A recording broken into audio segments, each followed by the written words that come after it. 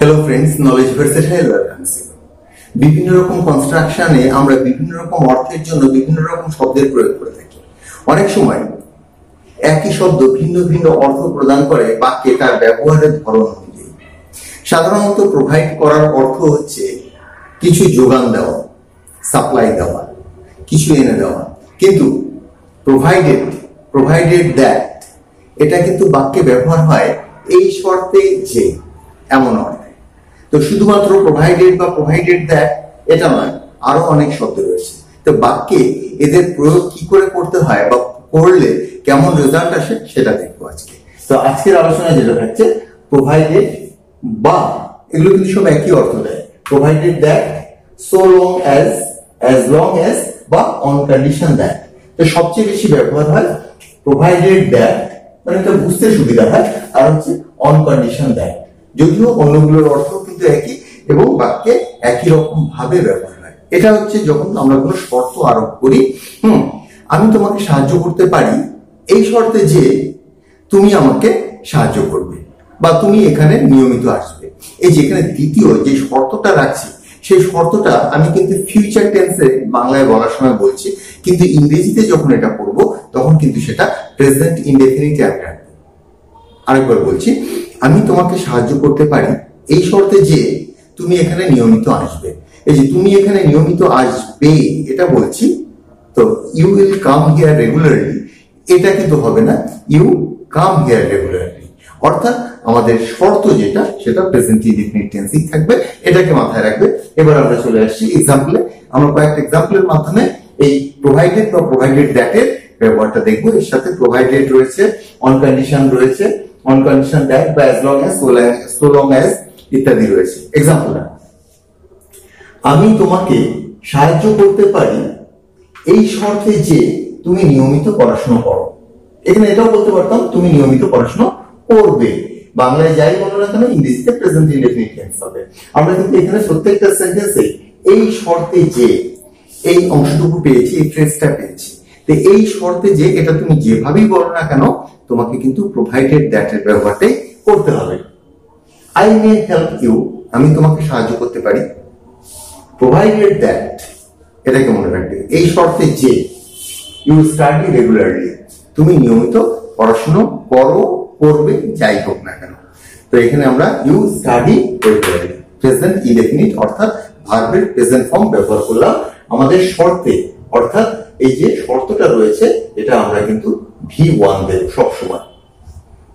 তিনি এখানে আসতে পারেন এই শর্তে যে তিনি একটু একই ভুল আর বা আবার করবেন না। তিনি এখানে আসতে পারেন এই শর্তে যে তিনি একই ভুল আবার করবেন না।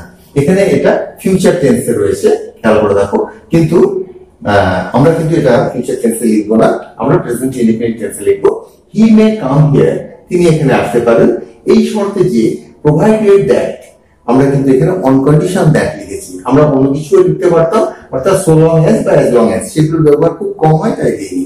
তো আমরা দিয়েছি এখানে on condition that, provided that বা অন কন্ডিশন দ্যাট।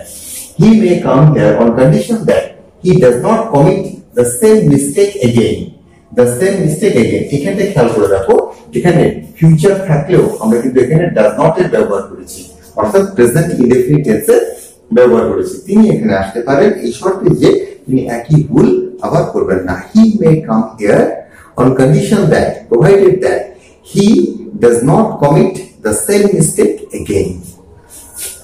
তিনি তোমাকে টাকা দেব, আমি তোমাকে টাকা দেব এই শর্তে যে তুমি আমার কথা মানবে।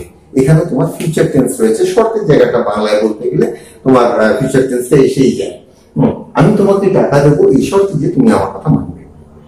তো I will pay you money বা I shall pay you money, মানে আমি তোমাকে টাকা দেবো, যদি ধার দেওয়া হয় তাহলে, আর এমনি পেমেন্ট করা হলে pay. I shall pay you money provided that on condition that you obey me. এখানটায় কিন্তু মানবের জন্য এখানে কিন্তু প্রেজেন্ট ইনডেফিনিট আছে, অর্থাৎ ভার্বের প্রেজেন্ট ফর্ম আছে, এটা খেয়াল রাখবে। Provided that you obey me, I shall pay you money provided that you obey me. তোমার সেন্টেন্সগুলোকে খুব ভালো করে লক্ষ্য রাখো। তারপরটা রয়েছে সে এখানে পড়তে পারে, সে এখানে পড়াশোনা করতে পারে এই শর্তে যে সে 2 ঘন্টা পড়া চালাবে। সে এখানে পড়তে পারে, তাকে পড়ার অনুমতি দেওয়া যেতে পারে, কিন্তু একটা শর্ত আছে যে তাকে 2 ঘন্টা পড়া চালিয়ে যেতে হবে।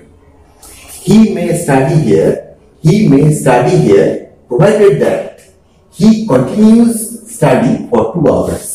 এখানে কন্টিনিউস আছে, মানে আমরা কিন্তু চালাবের জন্য আমরা V1 এর ব্যবহার করলাম, ভার্বের প্রেজেন্ট ফর্ম অর্থাৎ present indefinite. He may study here provided that he continues continue the verb study for 2 hours.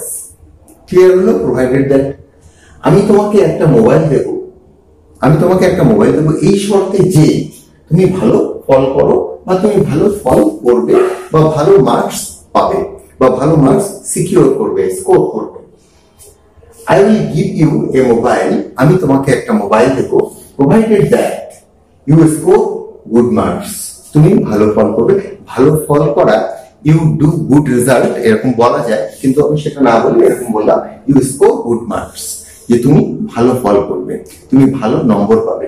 তো এখানে you score এটা কিন্তু V1 রয়েছে, অর্থাৎ ভার্বের প্রেজেন্ট ফর্ম রয়েছে, অর্থাৎ প্রেজেন্ট ইনডেফিনিট।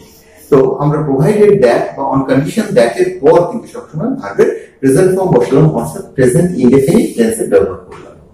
তো এই ফরম্যাটটা দেখে নেব, খুবই ছোট একটা স্টাডি, যে provided that, so long as long as বা অন কন্ডিশন দ্যাট, এগুলো কিভাবে বাক্যে ব্যবহার করা যেতে পারে। তো এক্ষেত্রে এই বোর্ডে যা লেখা আছে এটা স্টাডি করলে দেখবে কোনো অসুবিধা থাকবে না। আজকের আলোচনা এখানে শেষ করছি, পরবর্তী আলোচনায় আবার যোগ দিচ্ছি। Till then